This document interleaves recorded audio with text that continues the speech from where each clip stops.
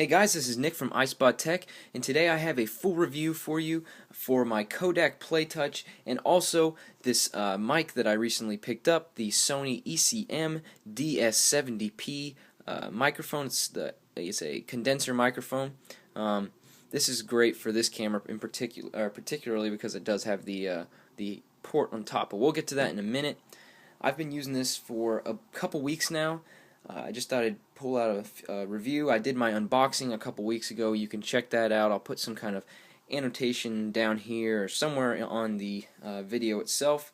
But basically, I just wanted to give you guys a review and update on my thoughts on this device. Well, let's just start with the microphone right here because it'll be a quick little review. This is the fake version of the Sony ECM DS70P mic. You could pick up the real Sony mic online for about $70. I found it for a little cheaper on other sites, but relatively speaking, I'd say $70 on this mic. I picked this up for $15 on eBay. They shipped it to me from Hong Kong, so it is a fake. If you put them up next to each other, you could tell it's a fake. There are a couple videos out there you can check out. But as far as sound quality goes, I mean, for a difference of, what, $55, I would definitely take the fake microphone. I've been using this for a couple videos in the past. You can clearly see a difference in the sound quality. I did an audio test using this PlayTouch actually right here. I'll put an annotation too right here for that.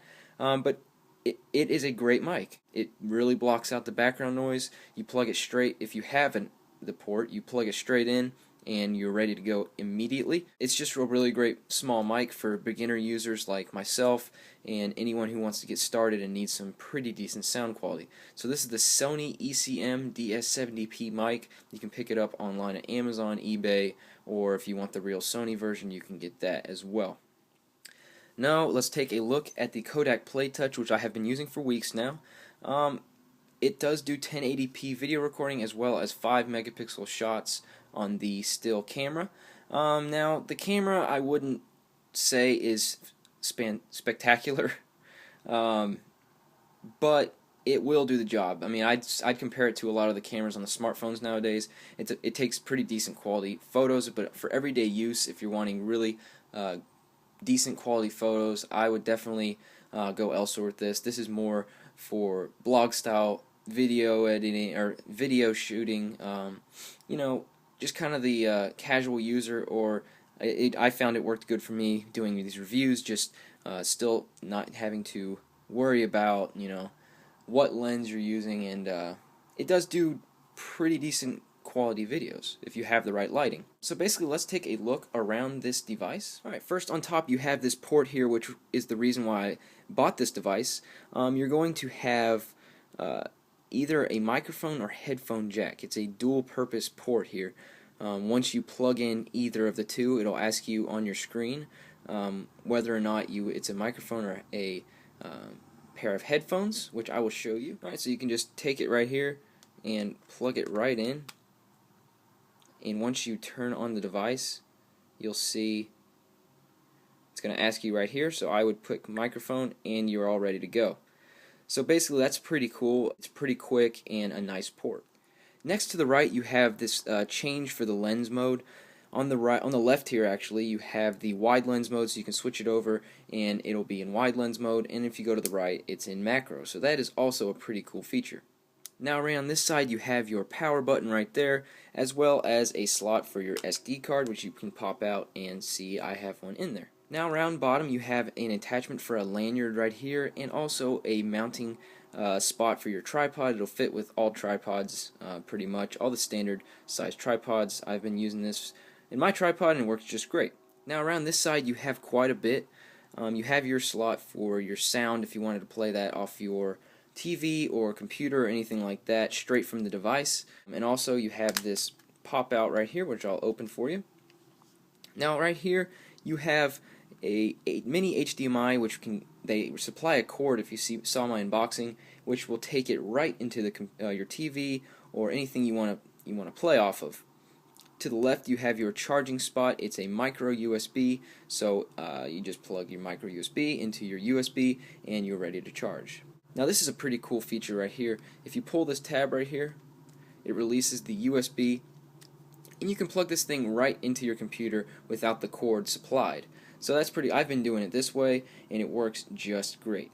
Now on the back you have your camera right here as well as the microphone. Your camera is pretty decent quality. You have the still camera right here, and you have the video camera, and it is all in HD, so you don't need to worry about that. And on the back you can see the back plate right here, which just slides off and reveals the battery inside. Now that battery just pops right out, but I won't pop it out for you right now. Then this just slides right back on and clicks into place.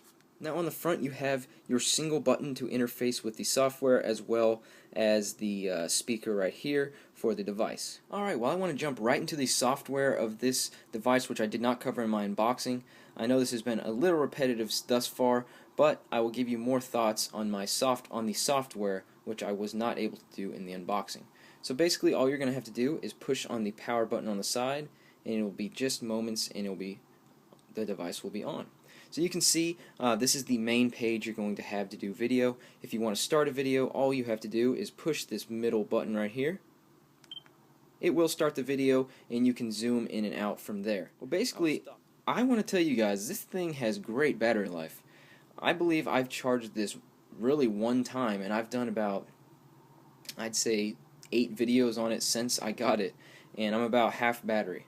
It doesn't take long to charge, and when you do have to charge it, it lasts for a good couple weeks. So that is one great feature of this device. Alright, let's take a look right here at the top here. You've got your battery indicator, as well as in the middle. Basically it tells you how much more you can fit on your SD card. Basically I'm running pretty low here. I will have to erase my SD card pretty soon. Now on the right you have your settings, which we can click, and it'll take us farther into the menus, and you can see me in the background there. Try to get myself out of there. You don't want to see me. Or maybe you do. Anyway, so you can look at all these features they have here. This is basically the limits of this software. We can go through these, and you can choose what your video resolution you want it to be. It does up to 60 frames per second, as you can see right there. The standard is the 30 frames per second, which I stick with, and it works just great for me. Now you can choose to share this directly from the device to your social networking websites. I have not set up any of that, but I have heard it works seamlessly. The touchscreen on this thing, I must add, that is pretty good. It's relatively responsive. You scroll pretty well, the animation looks good, and I have no complaints about that. You can also calibrate your microphone that you have plugged in. I have not had to do any of that because my microphone sounded good without any of these adjustments, but they do allow you to mess with that. Next, you can mess with the LCD brightness. You can change the brightness of your display. I choose to just leave it at high, but you can change that as well. Now this device does have digital image stabilization, which if you click here you can enable it or disable it. I have chose to use it, and I haven't noticed too much really of a change in it, but it does allow you to mess with that. But basically within settings, that's all the options you get. You can mess with a little more if you choose to dig a little deeper, but for the basic functions that I have been using it for, I haven't really had to change any settings in that area. Now let's keep taking a look down at the bottom here. You can go down to the bottom left and change in between camera and your video camera. So basically it again tells you how many you can fit up at the top. I still have 337 pictures left before this SD card is full. When you change back, it just changes to your video mode. So nothing too fancy there. Alright, the next thing at the bottom here is your playback, so you can click that and check out the videos that you've done in the past. Basically, you can see my videos that I've done here. You can scroll through. I haven't posted these, so you guys get a little sneak peek of what I got coming. But basically, if you push play, it'll start playing them, and you can choose. You can choose to play them. You can trim them a little bit and do a lot of stuff with them. You can push this right here and look at the whole grid. You can share them straight from your device, like I said before. Let me get back to where I was. So basically they do give you quite a few options. You can change your volume right from here, and you can delete it straight from your device. So it's a relatively easy device to get used to for a beginner user or someone who just wants an easy device to lug around and not have to dig too deep to understand how to use it. Like I said, you can trim it straight from here, and you can extract frames, etc. Now, all you have to do to get back to the main screen is just click this. It acts as kind of a home button similar to the iPhone. You click this and it goes straight back into your camera mode. And from here, there's one last interface you can do with the software. You click this right here, and you can kind of put a, an effect over your video or picture. That's pretty cool. I didn't use it too much. I just stick with the normal surroundings and natural light that I am given. But it's pretty cool that you have the ability to do that. Now, aside from software, this device is great for what I want to use it for. There are some complaints I do have about this device. It's not going to be ideal for everybody. The lens modes are very, I guess you'd say, nitpicky. It's not going to autofocus for you, so if you are, if you don't have the right lighting, or if you're not close enough to the target or not far enough, depending on what lens mode you pick, you're going to have problems. So, say with my experiences, if I had a device right here and I wanted to film, from about right here using this device, I'd probably pick the wide lens mode. But if I wanted to take a closer look, obviously you're going to have to switch it over. So for video editing, you might want to, cut or do something there so it doesn't look very choppy. I know when I filmed with my iPhone, it's got the autofocus, so you're not going to have to worry about that too much. But there were some instances where this thing did cause me some problems in that regard. But guys, this has been my review of the Kodak PlayTouch. It's a great device for a relatively cheap price of around $120, depending on where you purchase it from. I've been using this for weeks now, and I will be continuing to use it after this video. I will probably use this as my main device for doing reviews and vlogs for you guys, so keep updated on what I have to say about this. I might do another follow-up video if I find something new in the future, but I have been using this for a couple weeks now, and I am very pleased with it. If I were to rate this, I would say it is a buy. For a pretty cheap price, you get pretty good sound quality, and it feels great. It has a very good build quality to it, and the battery is tremendous.